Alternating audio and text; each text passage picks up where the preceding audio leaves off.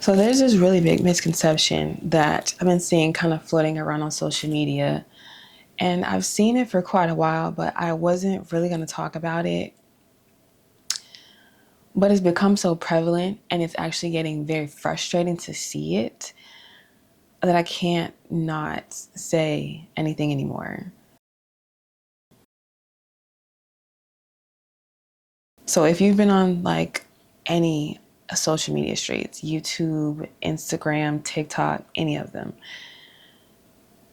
I'm sure you've seen the damn near takeover of these people professing themselves as tarot readers and spiritualists, people hearing messages and getting messages from God, etc., etc.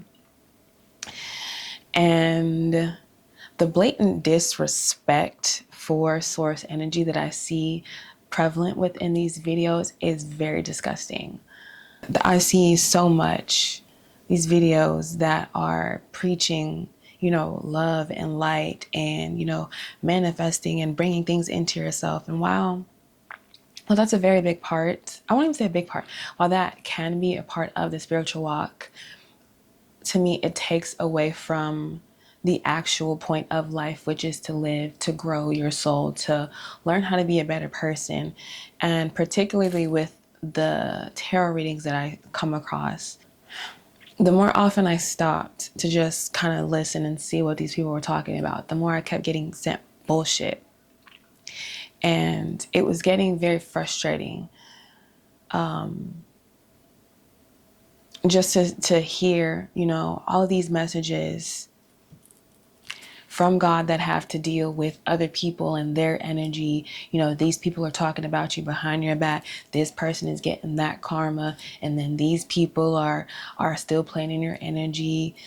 Like, all just bullshit. Doesn't fucking matter. How does that help you as a person? And I think that that's so disgusting, because why are you utilizing the energy in this way? That's not what it's for. I don't tout myself as a reader or anything like that, but I can for damn sure tell you that you're not supposed to be playing in other people's energy. The whole purpose of this life that we live, and the whole reason that you begin the spiritual journey in the first place, is to better oneself. So if you're doing everything that you need to as a person to focus on yourself and to really be in tune and tap into who you are as a person, why do you feel the need to play around in other people's energy? Why are you going out in here trying to figure out what they're doing, what they got going on, who's coming in and out of their life, da da da da? That has nothing to do with you.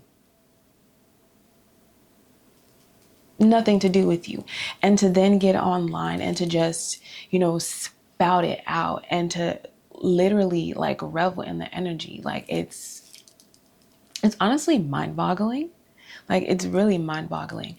And I guess because I've come out of this place where I'm so dependent on other people and I'm so worried about other people, is why I really don't understand the need to be so tapped in and in tune with other people. Because like I'm a serial loner. I literally always have been, like, introverted and very kept away into myself. But like, the longer I walk down this path, the more that I revel in my own energy and just being in my own space and my own company and focusing on me and what I have going on.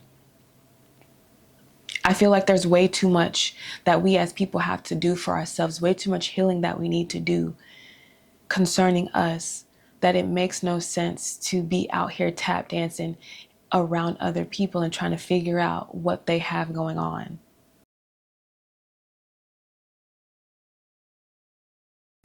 Another thing that is just absolutely bonkers to me is how much love and light is preached within the community.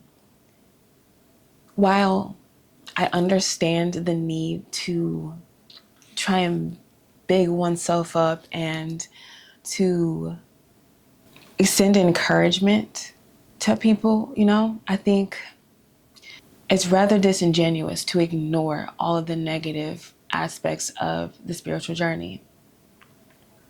There is a lot of loss, there's a lot of pain, degradation, losing one's family, friends, homes. I can't tell you, like, when I first started my spiritual journey, I very much lived in that love and light space for about 6 weeks, and it was great. I felt like it was a great way to be introduced into the community. But I want to say after that time, I really got my shit rocked and it got real because I had finally made the choice, number one, to really focus on myself and to learn about me and to grow as a person. But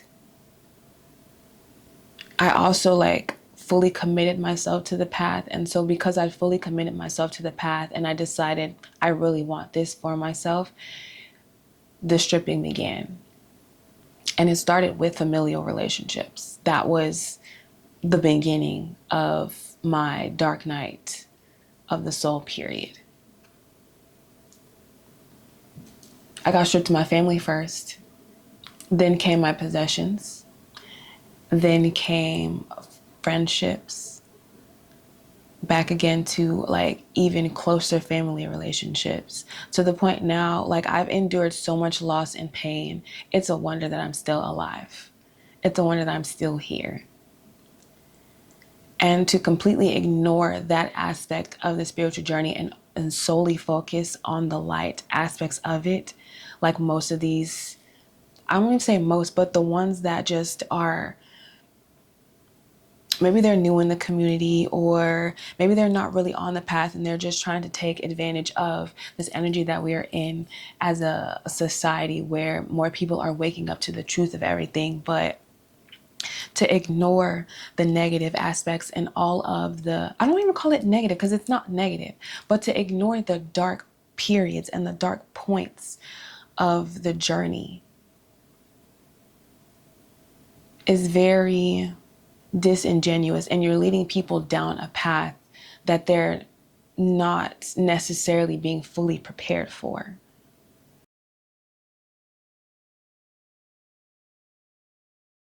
If I'm being quite honest, as I look back on the darkest period of my life, which was my dark night of the soul, at least the first one, because I'm sure we go through many dark nights of the soul throughout life, but it wasn't all dark. If anything, it was a great balance of both.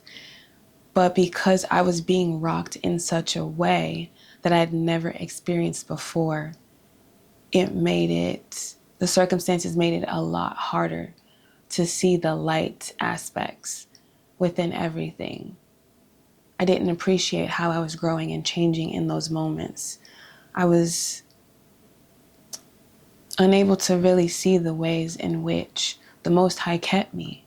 Prime example, after a particularly difficult fight with my mom's ex-husband, I remember going in my room, and I usually rage out to music. But for some reason this day, I didn't put on my typical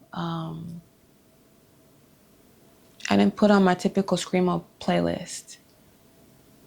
Instead, I listened to Florence and the Machine, and that led me to a song by Hozier called NFWMB.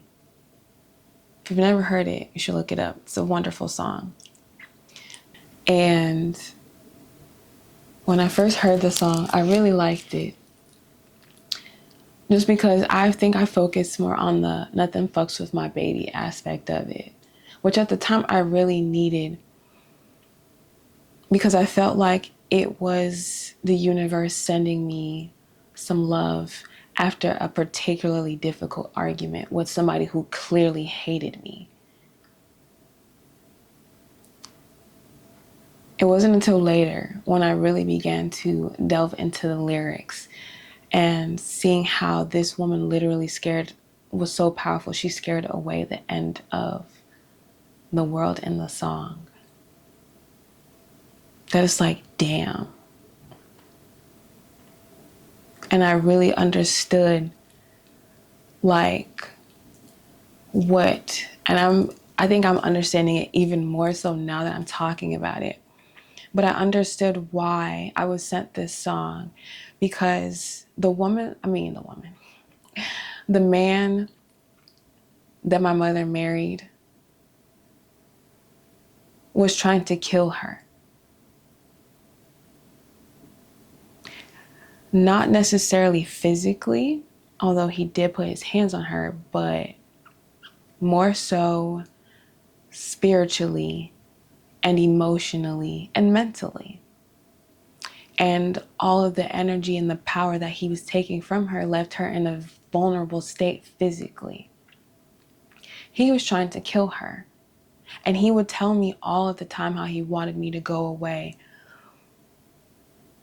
And I didn't understand it. I didn't understand what I did or what my purpose was until literally this moment while I'm telling you this. That is, and they were trying to tell me back then, I'm here to protect her. Editing Indigo here, and I just realized I didn't really say why he kept telling me to go away or my understanding of that now, but he wanted me to leave and to go away from him and my mother because of the power that I wield. I have a very caring nature, and I'm not going to sit back and allow somebody to be mistreated, especially if that person is somebody in my family. And to him, he was unable to successfully harvest my mother in the way that he would have liked, because I would stand up for her and I would put my foot down and say, you're not going to treat her this way, you're not going to talk to her this way, etc., etc. I didn't let him have his way with her like he would have liked to. And that is where my power lies. That is where my strength lies, in the love that I hold for people.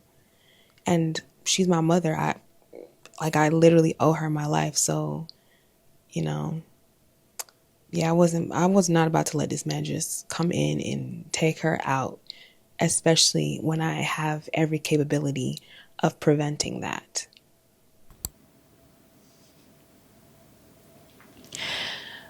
When I left that house and I left that situation with that man, I was in such a dark place. And I remember one of the last things I ever said to him, I had to tap into a darkness within me that I did not know existed. There was a level of fuck it on our last argument that I literally just popped out with. But he took me there. And after that, the end of that argument, that was the first time I'd ever rendered this man speechless. It was the first time he had ever left me alone after I told him to leave me alone. My mom even came back and told me, like, you hurt his feelings. I did not care.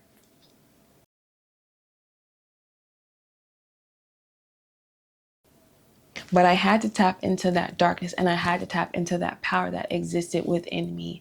So hear me when I say, love and light energy is cool, sure. But darkness and the power that darkness holds,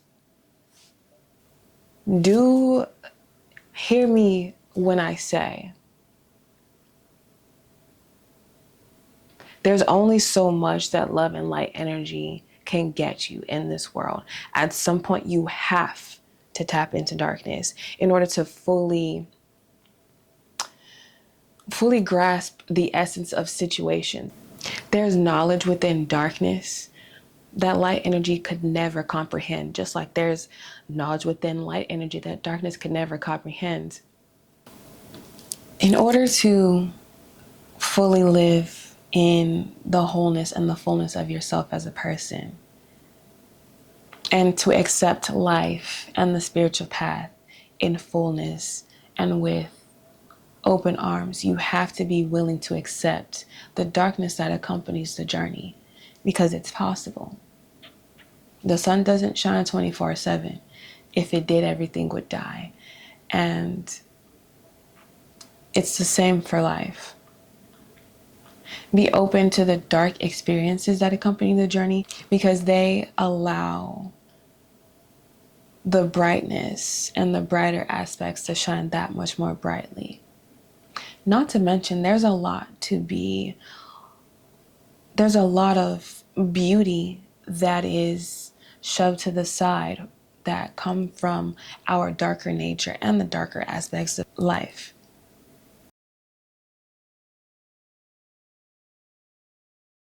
So this message is for those people who might find themselves newly on the spiritual journey, who are looking for genuine help, looking for genuine, I don't even want to call it guidance, but genuine advice and genuine love and support during this time of transition for yourself. Love and light energy is wonderful. It's great that you want to bring all these beautiful things into yourself. It's wonderful that you are even, considering utilizing aspects of the spiritual journey that are considered demonic by people from a religious standpoint, that are viewing this from a religious standpoint. There's nothing wrong with utilizing these things, but understand that once you commit yourself to this path, there's going to be loss. There's going to be pain. There are going to be sleepless nights. There are going to be some uncomfortable situations and circumstances that you are put in as you walk down the path. However, there will be bright points that help keep you going. There will always be some aspect that you can look forward to that will help you get through it. So yeah, I hope you like this video. If you do, give me a thumbs up. It helps me out so much in this wonderful world of YouTube. Subscribe to the channel if you want to see more from me. I'm here quite regularly. Follow me on my social media. I have all of those pages linked down below.